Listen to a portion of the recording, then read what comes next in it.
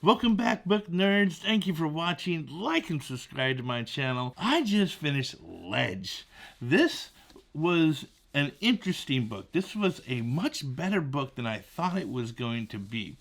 When I first bought this book, I went to a friend of mine who, she loves books as much as I do, and I had just come back from the bookstore and I bought a whole bunch of books, and I said, oh, and I bought this book Ledge. It looked really cool. And she's like, oh, that's a spicy book. And I'm like, what? Never really been drawn to spicy books, and I never really wanted to read them. But I'm like, okay, I'm going to try it. I'm going to try and read this book, even though she's telling me it's a spicy book. And I'll tell you, it was good. It's got great fantasy elements. It's got a great fantasy world. It's got engaging characters, a strong female protagonist that I totally can get behind.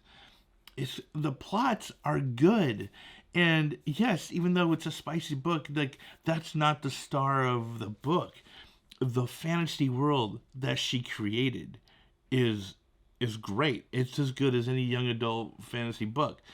It's really worth reading. And I enjoyed this book so much more than I thought I would, because other spicy, quote unquote spicy books that I've read before, like From Blood and Ash, was just it was too much. It was so much spice that it took away from the world that she was trying to create. And even though that world was, it started out being a very fun book, very good fantasy world, it took a quick back seat to the sex of the book.